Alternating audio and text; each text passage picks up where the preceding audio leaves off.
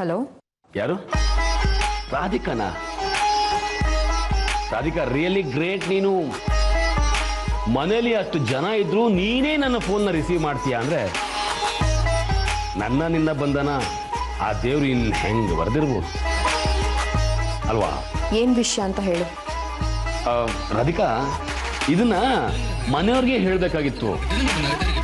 ಬೇರೆಯವ್ರಿಗೆ ಹೇಳಿದ್ರೆ ವಿಷಯದಲ್ಲಿ ಮಜಾ ಇರೋದಿಲ್ಲ. ಓ ಸಾರಿ, ಐ ಆಮ್ ರಿಯಲಿ ಸಾರಿ. ನೀನು ದೇಸಾಯಿ ಮಗಳೇ ಅನ್ಕೊಂಡ್ಬಿಟ್ಟಿದೀಯ ಅಲ್ವಾ? ಯಾಕೆ ಇವತ್ತು ಶೀಲಂ ಕೊಟ್ಬಿಟ್ಟು ಸಾಕಾಗ್ಲಿಲ್ವಾ? ಅದನ್ನೇ ವಾಪಸ್ ಕೊಡೋಣ ಅಂತಾನೆ ಫೋನ್ ಮಾಡಿದ್ದು. ಏನು ಬರೀ ಅವಮಾನ ಮಾಡಿಸ್ಕೊಳ್ಳೋದು ಮಾತ್ರ ನಮ್ಮ ಹಣದಲ್ಲಿ ಬರ್ದಿದೆ ಅನ್ಕೊಂಡಿದ್ಯಾ? ಅವಮಾನ ಅಪಮಾನಗಳನ್ನ ಮಾಡೋದಕ್ಕೂ ಬರುತ್ತೆ. ಅಮ್ಮ ಮಗ ಅದನ್ನೇ ಬದುಕು ಮಾಡ್ಕೊಂಡಿದ್ರ, ಅದ್ರಲ್ಲಿ ಹೊಸದೇನಿದೆ? ಹಾಗೆ ಅನ್ಕೋ. ಸತ್ಯ ಒಪ್ಪೋದ್ರಲ್ಲಿ ಯಾವ ತೊಂದರೆನೂ ಇಲ್ಲ ನನಗೆ. ನಿನ್ನಂತ ಬಂಡ್ರು ಮಾತ್ರ ಈ ರೀತಿ ಬದುಕೋದಕ್ಕೆ ಸಾಧ್ಯ. ಮನುಷ್ಯರಿಗೆ ಅಲ್ಪ ಸ್ವಲ್ಪನಾದ್ರೂ ಗೌರವ ಅನ್ನೋದಿರುತ್ತೆ. ನಿನ್ನಂತವನ್ಗೆ ಪ್ರೀತಿ, ಸ್ನೇಹ, ಗೌರವ ಇವುಗಳ ಅರ್ಥನೇ ಗೊತ್ತಿರಲ್ಲ. ರಾಧಿಕಾ, ನೀನು ಈ ಕೋಚಿಂಗ್ ಕ್ಲಾಸ್ನ ಒಂದು ಓಪನ್ ಮಾಡ್ಬಿಡು, ನಾನು ಬಂದು ಸೇರ್ಕೊಂಡ್ಬಿಡ್ತೀನಿ. ಈ ಕ್ಷಣಕ್ಕೆ ಬದಲಾಗೋದನ್ನ ನಿನ್ನಿಂದ ಕಲಿಬೇಕು ನಾನು. ಮನೆಗೇನಾದ್ರೂ ಚಿಂತೆ ಇಲ್ಲ, ನನಗೆ ನನ್ನ ವಿಷು ಬೇಕು ಅಂತ ನೀನು ನನ್ನ ಸ್ನೇಹ ಬಯಸಿ ಬಂದಾಗಲೇ ನನಗೆ ಗೊತ್ತಾಯ್ತು ನೀನು ನನ್ನ ಹತ್ರ ನಾಟಕ ಆಡ್ತಾ ಇದೀಯಾ ಅಂತ. ನನ್ನೇನು ದಡ್ಡ ಅನ್ಕೊಂಡ್ಯ? ಹೋಗ್ಲಿ ಬಿಡು, ಒಂದು ಹೊಸ ವಿಚಾರ ಕೇಳು, ಹೇಳ್ತೀನಿ. ಈಗ ಸಣ್ಣ ಭೂಕಂಪ ಆದ್ರೆ ಹೇಗಿರುತ್ತೆ? ಅರ್ಥ ಇಲ್ಲದೆ ಇರೋ ಮಾತುಗಳನ್ನ ಕೇಳೋದಕ್ಕೆ ನನಗಿಷ್ಟ ಇಲ್ಲ. ಫೋನ್ ಇಡ್ತಿದ್ದೀನಿ. ಹೇ ರಾಧಿಕಾ, ಹೋಲ್ಡ್ ಆನ್. ಯಾಕೆ ಇಷ್ಟ ಅವಸರ?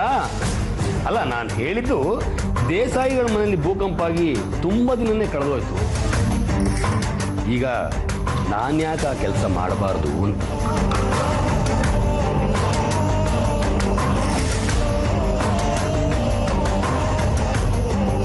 ಅಮ್ಮನೂ ಹಾಗೆ ಹೇಳ್ತಾ ಇದ್ರು, ಏನಾದ್ರೂ ಮಾಡು ಹೋಗು, ಇಲ್ಲ ಅಂದ್ರೆ ತುಕ್ ಹಿಡಿದು ಹೋಗ್ತೀಯ ಅಂತ. ಅದಕ್ಕೆ ನಾಳೆ ದೇಸಾಯಿ ಮನೆಗೆ ಸಣ್ಣ ಶಾಕ್ ಕೊಡೋಣ ಅಂತ.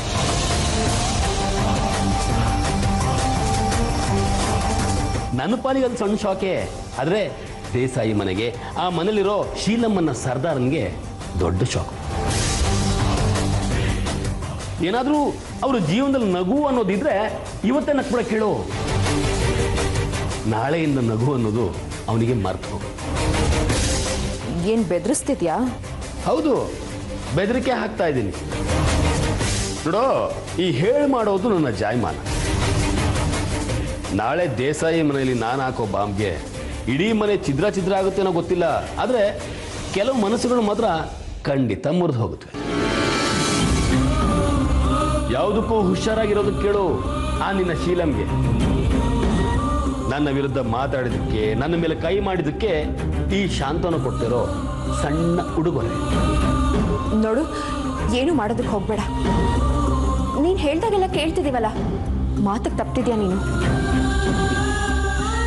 ನನ್ನ ಮುಂದೆ ಇರೋರು ಮಾತಿಗೆ ತಪ್ಪಿದ್ರೆ ನಾನು ಮಾತ್ರ ಗಾಂಧಿ ಮಂತ್ರನ ಜಪಿಸ್ತಾ ಇರೋದಕ್ಕೆ ಆಗೋದಿಲ್ಲ ಅಲ್ವಾ ರಾಧಿಕಾ? ಹೋಗ್ಲಿ ಬಿಡು, ಮೊದಲೇ ಹೇಳಬೇಕು ಅನ್ನಿಸ್ತು, ಅದಕ್ಕೆ ಹೇಳ್ತಾ ಇದ್ದೀನಿ. ನಾಳೆ ಸಿಗೋಣ, ಬಾಯ್. ಶೀಲಂಗೆ ಚೆನ್ನಾಗಿ ನಿದ್ರೆ ಮಾಡೋದು ಕೇಳು, ಯಾಕಂದ್ರೆ ನಾಳೆ ಇಡೀ ರಾತ್ರಿ ಅವನಿಗೆ ನಿದ್ರೆ ಬರಲ್ಲ. ಈ ಶಾಂತನು ಆ ಒಂದು ನಿದ್ರೆನ ಕಿತ್ಕೋತಾ ಇದ್ದಾನೆ.